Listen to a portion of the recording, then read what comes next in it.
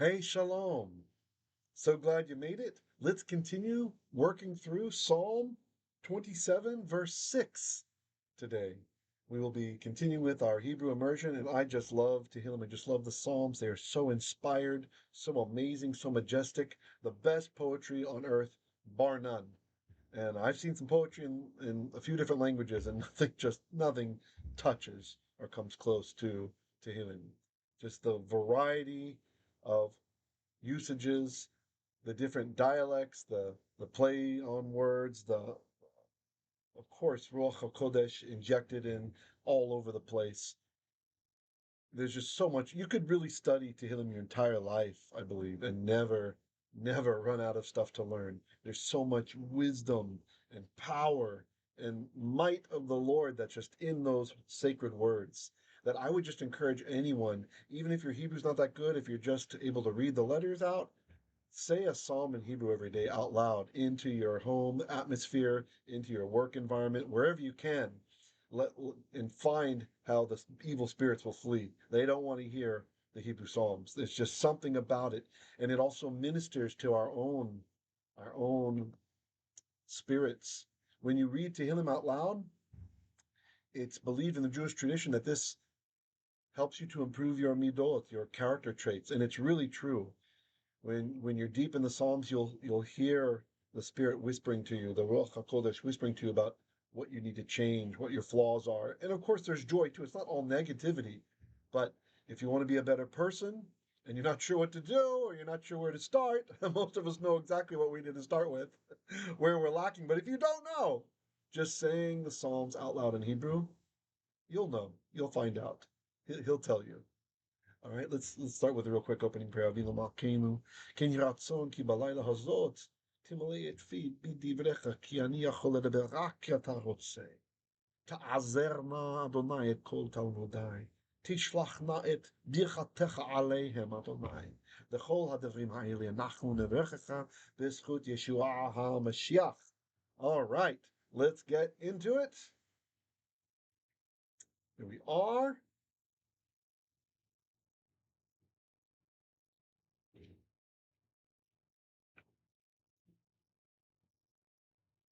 And here's our beautiful Tehillim book. So glad that I was able to find that guy. And we are starting right here with verse Vav. That's 6 tonight. So again, we are continuing on. This is Psalm 27, starting with verse 6. And maybe we'll do, let me see something. Let's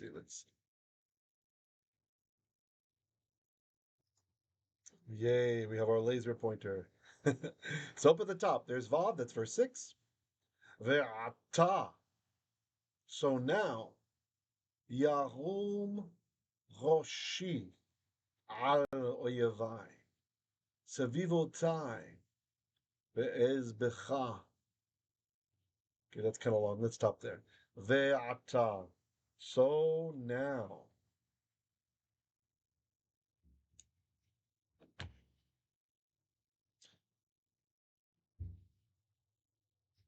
Hold on.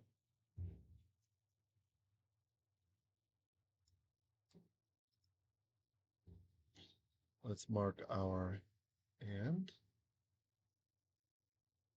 And now, or so. Now. Yarum. Okay, so this form here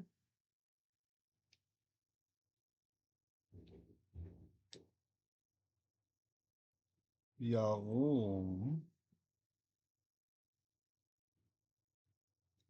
This is what we call a passive participle.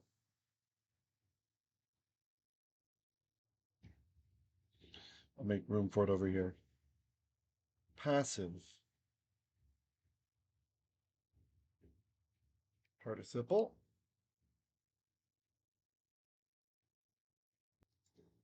From Yaram. Put an arrow here so we don't confuse where it belongs.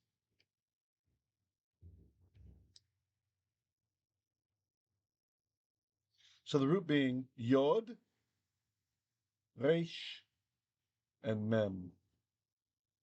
Now it's possible to understand this as the verb rum. Resh, vav, mem. It's just the problem is that the form is kind of strange for this to work out that way. Or yara, yod resh hey, and then there's a mem suffix on there, but then who's the suffix? So it's kind of nice that the poet is changing the root. So if you notice over here, we already had rum, resh, okay, resh, vav, and mem in the pol el form, right? That's why the mem is reduplicated. And so you're already thinking of this. And yaram is a synonym. It's also to be high. So ve'ata, so now, or but now, yarum, on high, passive participle, on high, or elevated is roshi, the rosh of E, my head. My rosh. Al, over. Oyevai. Just think of oyve. Oyevai. My, and you remember this one is my plural, right? If it said oiv, the E ending with the yod means my, and it's a singular thing you're talking about, right? Susi, my horse. Susai, my horses. Adoni, my lord. Adonai, my lords. Oyevi, my enemy. Oyevai, my enemies. So, but now my head, passive participle, is exalted all over oyevai, my enemies. Savivotai. So saviv is around, right? Or around about. In the Exodus class we've been talking about, we recently talked about the the chatzer, the courtyard, which is saviv al hamishkan, which is around the shrine area of the tabernacle. So here, savivot is like surrounding, and then sivovotai, around me, or like my surroundings. Ve'ezbecha. So, ezbecha, this is a cohortive form, it's called. And basically what it means is that you've got this.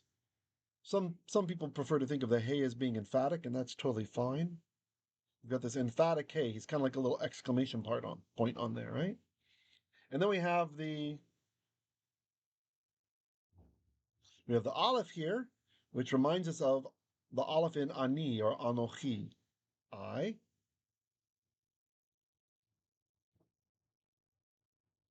Okay. That's going to remind you of, I'll just do the shorter one because I don't have a lot of space. Ani.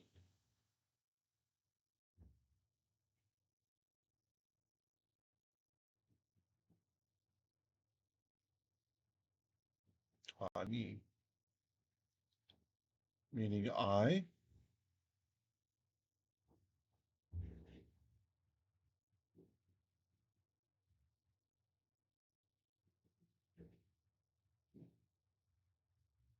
Oops. Here. Still learning how to use my device. I haven't figured out how to reverse the way to turn the knob on the Zoom, and so it goes backwards of what's intuitive to me. So you see here, so we've got that Aleph that reminds you of the Aleph in Ani or Anochi, right? So I am the one doing, and then here's our main verb, zavach. I'm the one who's doing the zavachim. Zion, Beit, Chet. So this word, surely we recognize from many other things. A zevach. Zevach is a sacrifice. The verb zavach is to sacrifice. A mizbeach is an altar, right? Upon which you zavach, a zevach al mizbeach. Sacrifice, a sacrifice upon an altar. So ezbecha, with that hey, that emphatic hey there at the end, that guy is like a big old exclamation point. the end of the verb that way.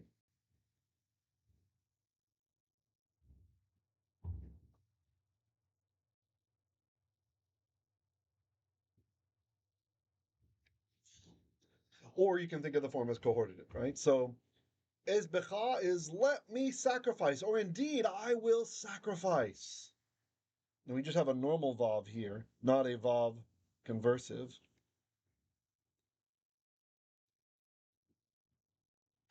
Really? Oh, there it is. I'll use a dark green for him. It's not quite as exciting, not changing the aspect. It's ve because whenever a schwa starts a syllable, and the beginning of a word is always starting a syllable, then it gives you a little oomph. Let me just check my sound levels, make sure everything looks okay. There, I can keep an eye on it there, make sure it doesn't go into yellow. Really hope the sound is okay. I have a cable, I think, coming in tomorrow. So, one of the ancient Egyptian, oh no, I think I said Sumerian, right? Ancient Sumerian USB mini cables for my good microphone. So we should be back in business by Shabbat. All right, so here we have Ve'ez becha, and or so, I will definitely sacrifice, or let me sacrifice. Ve'aholo. Sorry, I can't stay zoomed in when I'm colorizing. So the O we know is his. And the bait. This is an inseparable preposition, usually meaning in, with, against, something like that. Okay. Here it's just going to be in, like we would expect. In, and then ohel is a tent, but ohel, it shortens when we put a suffix on the end because the accent moves to the end. In case you're wondering why these spelling different, wait, ohol, what is an ohol? Like this guy up here.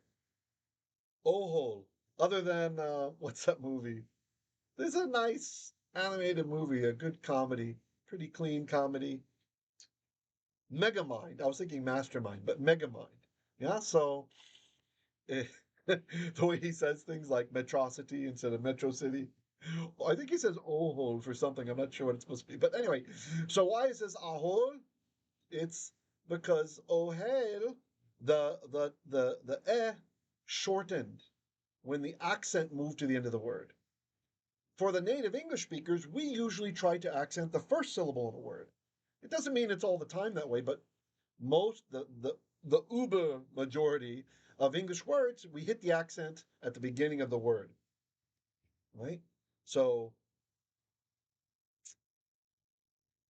okay, the examples that are coming to mind are the exceptions to the rule. Oops. So, like, I was thinking contrary. Oh, that's wrong. It's contrary. It's at the end. Contrary. No, it's like in the middle, right? Okay, so let's just start saying words. Hebrew, right? It's not Hebrew, it's Hebrew. Or literacy. It's not literacy, it's literacy. But Hebrew usually likes to put the accent at the end of the word. So that means when you start stacking up suffixes or endings on the end, like you make a word plural that was singular, that accent, the stress syllable, the syllable that gets the punch, is going to move to the end usually, right? So here we've added an O to that guy. And so the accent, it was ohel, has now moved ohelo. You see? Okay.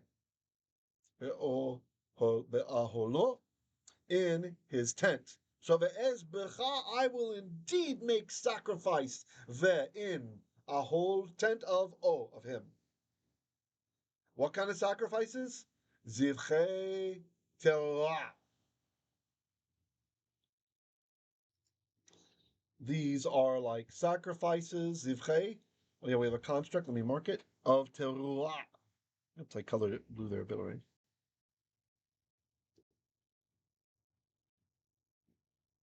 I'm going to try to lower my voice when I lean into the mic because I think this one doesn't like it. That's when it was getting choppy the other night.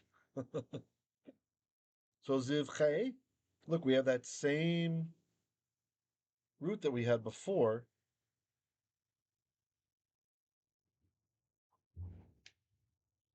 This guy. Okay. I will sacrifice. And then here we have, see, Zayin Beit Chet. A Zevach is a sacrifice. Zevachim are sacrifices. And what happened is our little mem from the plural, that would have been here. It would have been im. He decided to go away. He's not there. And that's how you make it say of, right? So zivchei, sacrifices, plural, because it would have had the mem, but the mem's gone, of teruah, which is like a blast, like coming from the root ruah, which is to sound an alarm or to give a victory shout, a victory cry. So teruah, this is the blast from the shofar, or it can be from trumpets, anything like that. Okay, so that's the kind of sacrifices he's pledging. Ashira va'azamira ladonai. Ashira. So again, we have another example of an emphatic Hei, or you can think of the verbal form as a cohortive. Okay, if you don't know these terms, learn by doing. You can learn by doing. So don't feel nervous if you're new here. Stick with us. Don't worry, you're going to get it in time. Even if you're not good at grammar, if that kind of stuff scared you in school, don't worry. It's all grammar is recognizing patterns. That's all it is. That's all it means. So you can recognize the patterns intuitively, even if you don't know what they're called, right? You don't have to know that. Okay. So there's our exclamation point. And just like over here, oh, he doesn't want to show. Okay, fine. Here, there, we got a laser pointer. Just like over there, we have the Aleph representing the I, the meaning me. So too here, we have an Aleph doing the same thing.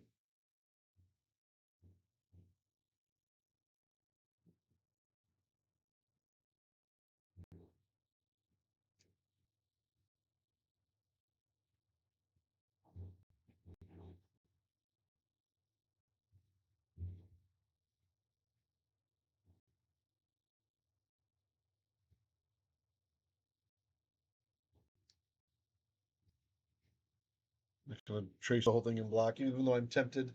It's bothering me. Wait a second. Oh, what happened? It's suddenly done. The benefits of prepping this ahead of time. All right, so look, just like we have the Aleph here, we have the Aleph here, different verb, same form. Now, a shir is a song. So, ashir means I am singing, or I will sing, ashir. And then here we have our emphatic at the end, or you can think of that whole form as the cohortive. If you want to look up and see how those work online or something, that's fine. So, ashira, I will indeed sing, or let me sing. So he's going to make the zivchei teruah, sacrifices of a blast, right? And then he's saying, let me sing. Ve'azamera. Oh, more cohortives happening there. The hey at the end. Right? There's our exclamation point.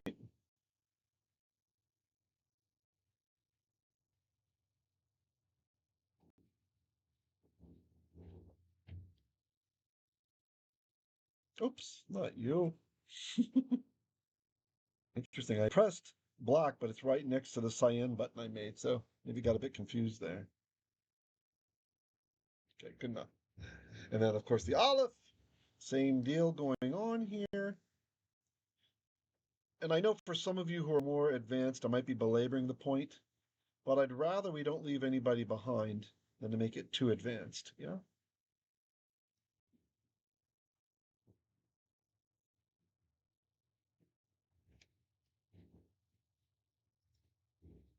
And there we go.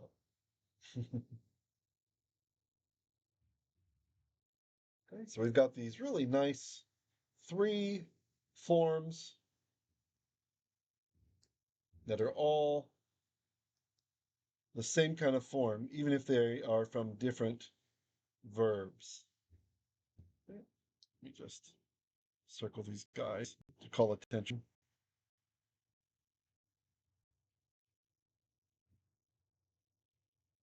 This one. So even if you don't recognize the meaning of words, you can still recognize the forms.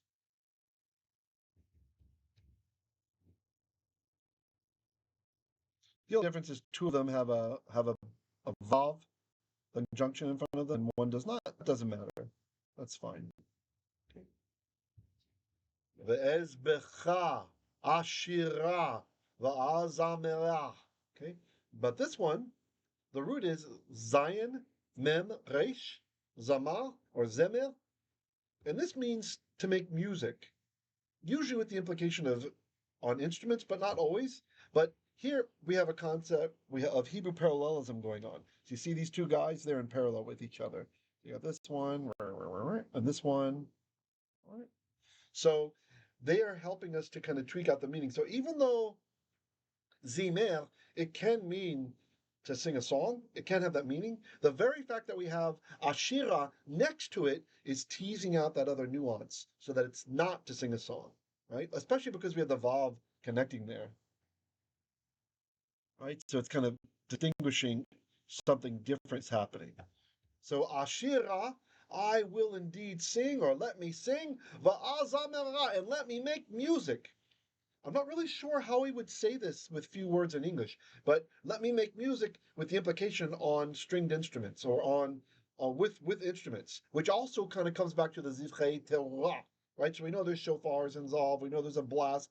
Terah can actually sometimes even be shouting, right? Like shouting for the Lord, right? So there's the psalmist is really excited here about all the kinds of sacrifice he's going to make, and he's showing that they're not just sacrifices that cost money, that it's sacrifice where he's employing his creativity. He's not worried about what people think about him. I really think this is David HaMelech, right? You know, especially when we remember the situation that happened with Michal, one of his wives, Michal, the one who was embarrassed by him dancing before the Ark of the Lord, the Ark of the Covenant. And so you can see he's I'm going to do all this stuff. I'm going to be out there in front of everybody, and these will be my sacrifices in his tent. Zivchei teruah, Ashira, and Azamera, Ladonai, to Adonai.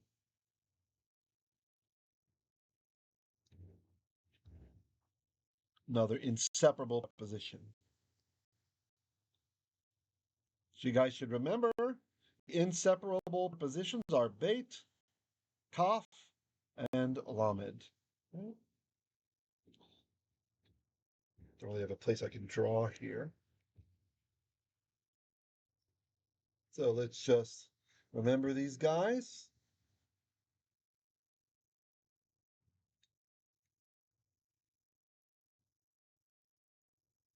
Beit. It's a long tail, isn't it? Kaf and Lamed. These are what we call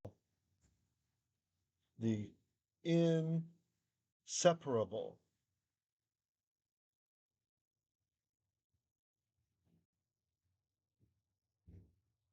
prepositions. I'm just going to write preps.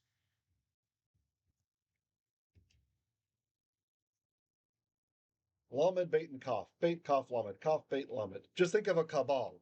You don't want to enter into a cabal. Okay? Those are the three guys that they can't stand alone. They're always part of a cabal, part of a group. They got to be connected to the next word. All right? Any comments or questions? How you guys doing? We'll look over here at the chat. You should be chatting with me right now.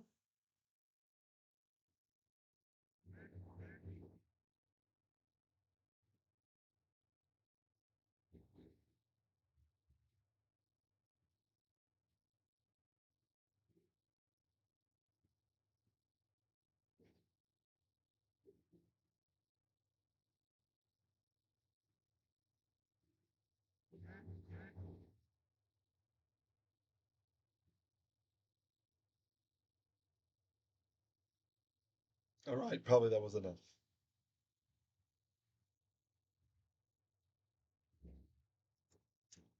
All right, let's continue then. Really hope the sound is coming through okay. I see it in the green, so just occasional little foray into the yellow. So hopefully we're all right. Okay, let's do verse Zion. Here is Zion right there, right above me. Zion meaning number 7, right? Alef, Beit, Gimel, Dalet, Hey, Vav, Zion.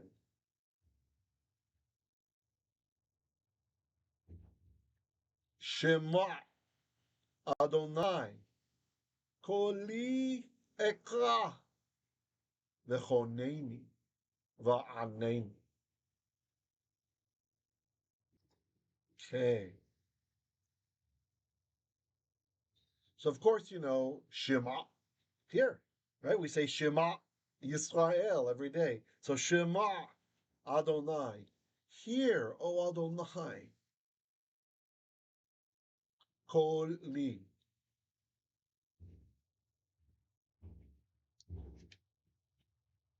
Kol means voice or sound, like in the Psalm, Kol Adonai al Hamayim. The voice of the Lord is on the waters, right? Psalm 29. So hear, O Adonai, Kol li. So what's that really mean?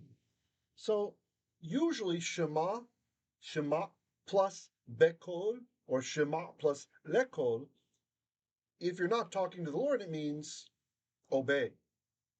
And so I'm thinking maybe, and when you talk to Hashem, it means like hearken to, like please agree to do it, right?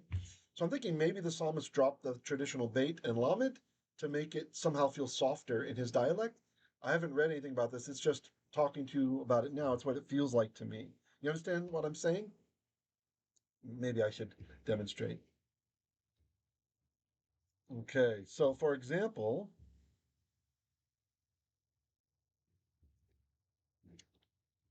Shema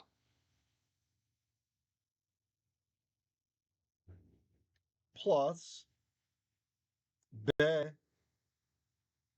Kol, or plus Le Kol. Either of those means obey. Obey. But of course, when speaking to Hashem, it would mean like hearken to, right? So we'll see this formula employed when Avraham is going to kick Hagar and Yishmael out of the house because his wife Sarah wants them to be gone, right? So it says that Avraham, that he obeys his wife, but really it's saying hearken to his wife. It's not really like an obedience thing. So you see, so it depends on who the subject is. But notice here we have the inseparable prepositions, beit. Oops, that's not what I wanted. This one. Beit or lamed. And so what I'm trying to point out, what it feels like to me, is that over here, we just have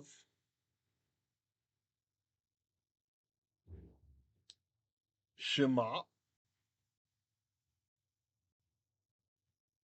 and Kol. But we're missing the Be or the Lamed.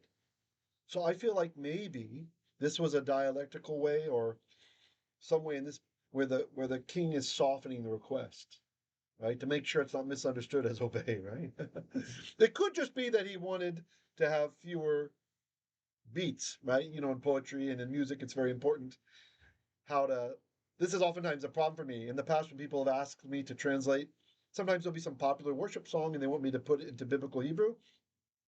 Well, you know, the number of beats, the number of syllables in English is often very different than in the Hebrew, right? Like, okay, I like this word, avakesh, I will seek, or I am seeking. Well, that's actually a bad example because it's almost the same syllables. Avakesh, 3. I will seek, or I am seeking. Okay, I am seeking is off by 1 at least. So if the English was I am seeking and I changed that to avakesh, you've now lost a syllable. We need to make up for that somewhere else. So I'm only going into this because Well, other than it occurred to me now, I think it might be interesting. I know some of you are probably interested in writing praise songs in biblical Hebrew, and I really encourage that as a goal. I think that's a nice thing to use the ancient tongue. Not, I don't really like hearing modern Hebrew praise and worship songs. And to me, it might as well be in English. But I like it when it's Talmud because the depth and the beauty of the poetic language of the Psalms and the different dialects, and the different some of the ancient Psalms and all that stuff. We have that. We have that. And so we can use that also in our own auditory worship. All right. So ekra. So the Aleph you should be recognizing by now when that is in front of the verb. That is telling us. Sorry, I need to lower my voice. I'm leaning into the mic. I hope it's not clipping. That is telling us it's like I. Right?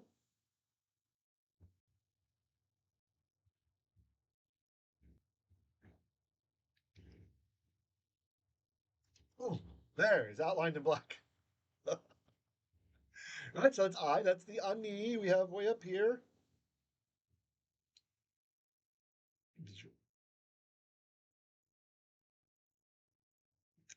Okay.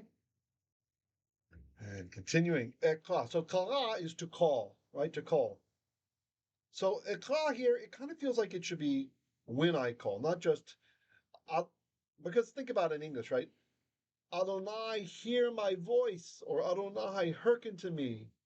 I call. It feels like it needs a when, right? Like when I call. Ekra, I call. Vechoneni. Vechoneni.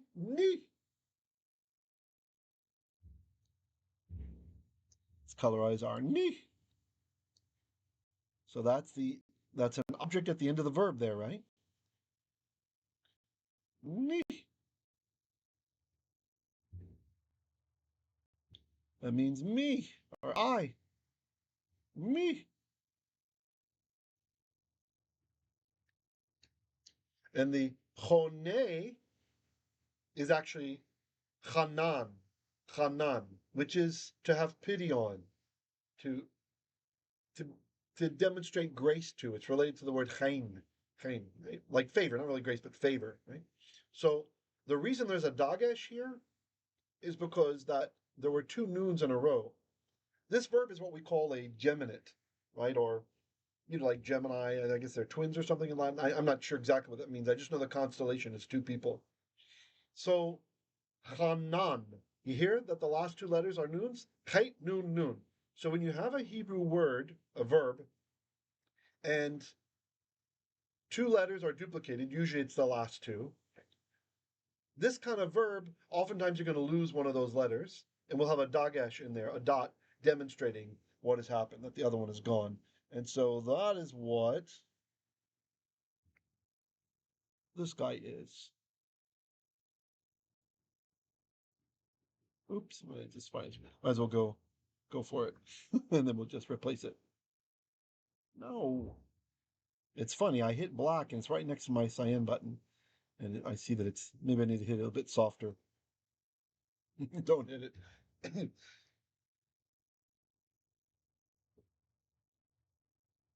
And we have our vav here, just meaning and.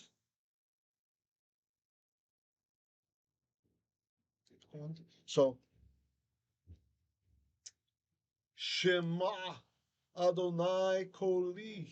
And by the way, do you remember a few lessons back I taught you about the poetic device? I didn't think about it till just now, called the breakup of stereotypical terms. Like when you have two or more words, usually two, that go together, like Adonai Tzevaot, or Adonai Elohim, or in this case, Shema Bekoli, or Shema Lekoli. And they usually right next to each other, and then you break them up and you sandwich something in between them. This is a poetic device some of the masters of the Psalms used to make it even stronger, like even the to make the force even stronger, pulling together what's in between them. And in this case, it's Adonai, right? So hearken unto me, O Adonai. I'm not even sure how we bring that the beauty of what's happening there into English. I'd be happy to hear suggestions in the chat or down below in the comments afterwards. You understand what I'm saying? Shema and Koli, they're tightly coupling the stuff that's in between them. In this case, it's Hashem. You see how the poet's doing it? We would have expected Shema Koli or Koli Shema Adonai. But instead, they're broken apart. They're stereotypical terms. You're used to hearing this as a Hebrew idiom, Shema Bekol or Shema Lekol or even Shema Kol, separated and that other guy's in there in between, right? So Shema Adonai Koli. Hearken. Oh, Adonai, he's the one who can make it happen. Hearken to my voice, or hearken to me. Ekra, when I call. V'choneni, and have pity, or give favor to me. Aneini, and answer me.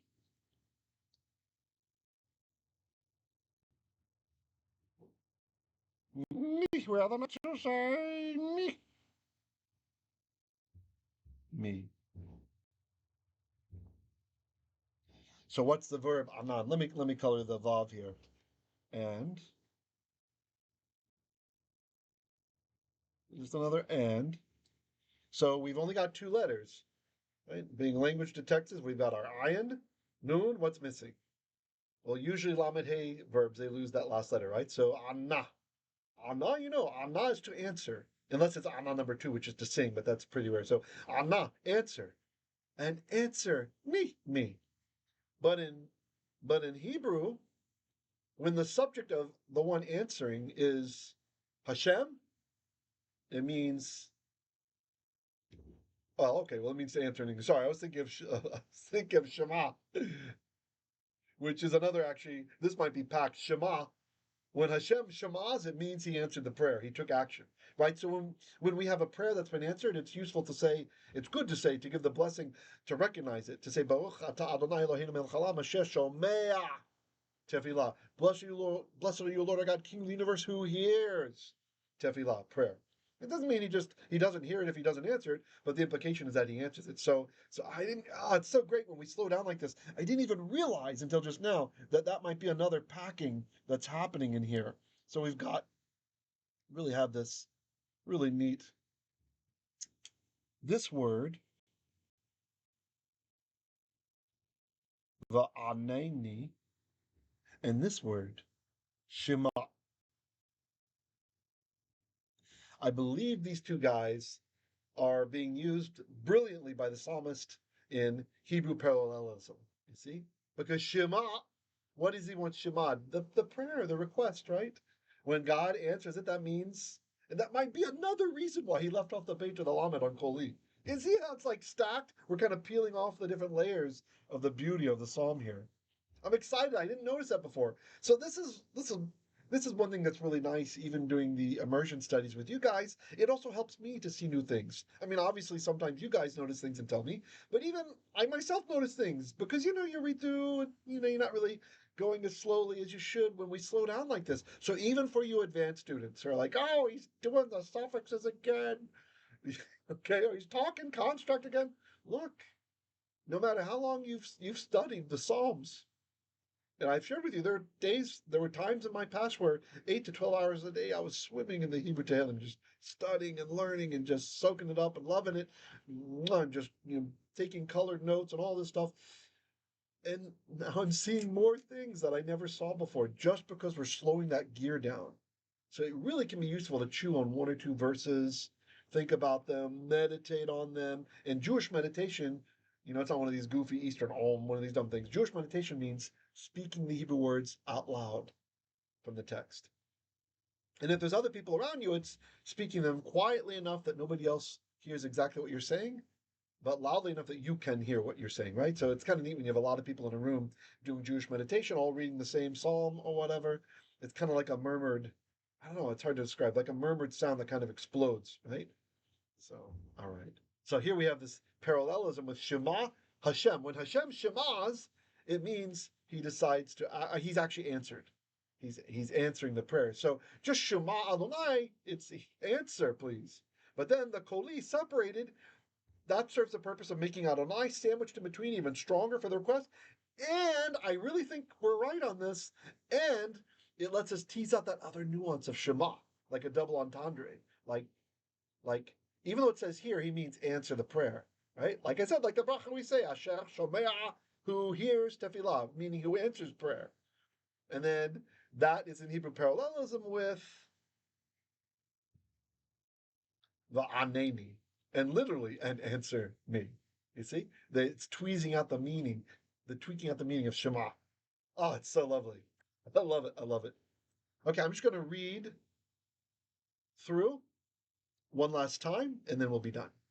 Ve'ata yarum roshi al oyevai savivotai ve'ezbecha ve'aholo zivchei teruah ashira ve'azamera ladonai shema Adonai koli ekra ve'choneni ve'aneni. All right, you guys have a great day. I hope your day will be blessed, or your evening will be blessed. May you be filled with Ruach Adonai, the Spirit of Adonai. Keep going. If you feel like you're overwhelmed with the Hebrew, don't worry. Everyone has been there. We've all been there. I've been there. But it's worth it to pursue. And even if this is too much for you, watch half a class. Watch 15 minutes. Do something. You don't become legalistic about it, thinking like, oh, I didn't watch these other 10 classes on the Psalms, so I can't watch what the group is doing now. No, no, no. You can. You can jump in wherever you like in these directed immersion classes. And try to get at least one new concept or one new vocabulary word or one new idea or one new motivation. Just at least get one new thing out of every immersion lesson we have, and that will really, really start to stack up when you're with us 6 months, you're with us a year, you just keep going, and we're continuing as a group, as a mishpacha doing this. I think you'll be so glad you did. All right? Be blessed. Shalom, shalom.